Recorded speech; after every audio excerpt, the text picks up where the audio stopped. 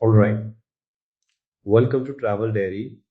I'm Sharjeel Shahid. Tonight we are walking a ridge in the north, cold air, a sky so clear you can see a million pinpricks of light, and you have 30 seconds to decide which a tent here for the view or press on to the valley.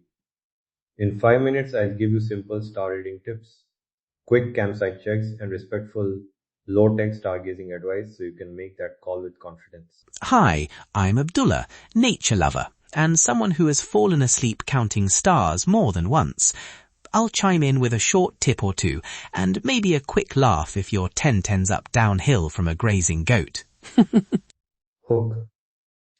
Picture this. You're on a narrow ridge, the valley lights are miles below. A cool wind touches your face, and overhead the Milky Way stretches like a pale river. You can hear your boots on loose gravel, then silence, and the stars seem to pulse. Do you stop, set a stove, and watch the show, or keep going to a safer, lower camp? This episode helps you make that split second choice, the safe and respectful way. Promise, in the next few minutes, you'll learn three practical things.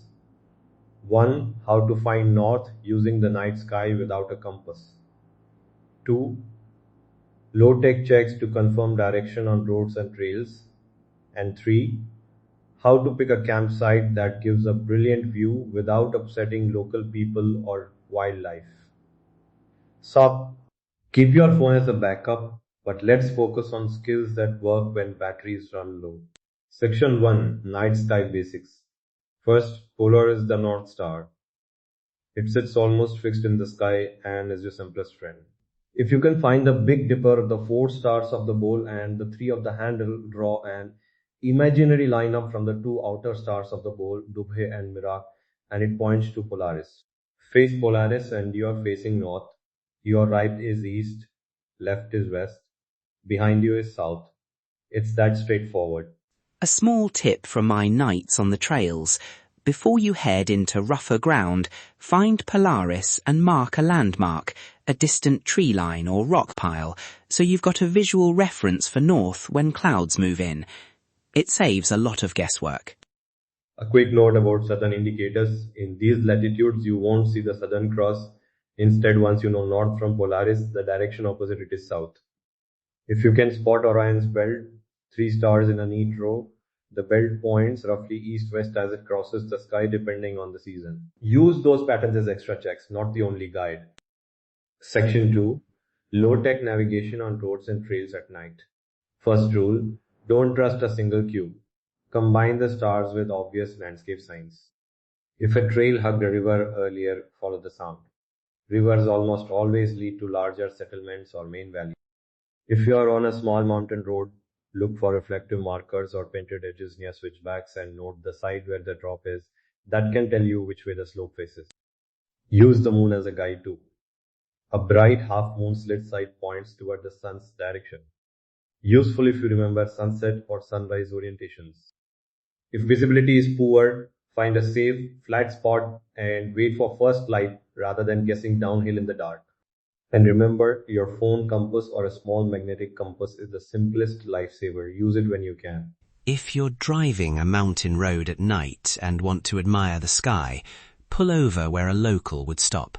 A lay-by, a tea stall with permission, or a safe level spot away from curves. Don't block the road. And if you must walk a little to find the best view, tell someone where you're going if you can. Section 3. Camp for the stars and how to be a considerate visitor. For the best view, aim for a small, flat shoulder away from drainage lines and steep slopes. Avoid places where livestock graze at night or people move. A little windbreak makes a huge difference. A culvert, a rock wall, or a natural hollow, but don't build fires or structures. Keep lights low and shielded. Warm red or amber headlamp filters are great because they preserve night vision and don't disturb others. Respect local communities. Ask permission if you're near a village. Avoid playing loud music and store food securely. Curious animals and dogs are attracted to smells. If a shepherd or local household notices you, a simple greeting and a polite question about where you'll camp goes a long way. Always leave the site as you found it or cleaner. A short story.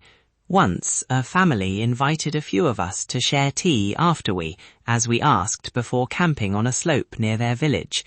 We watched the stars together, and they showed us the local name for a bright star. It's a small moment, but it turns a night in the mountains into a memory, and everyone feels respected. That's the heart of low-impact travel. Recap and quick safety reminders. 1.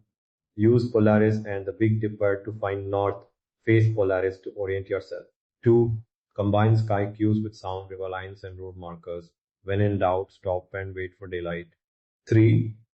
Choose a flat, sheltered site. Ask locals if you're near people. Keep lights low and store food properly.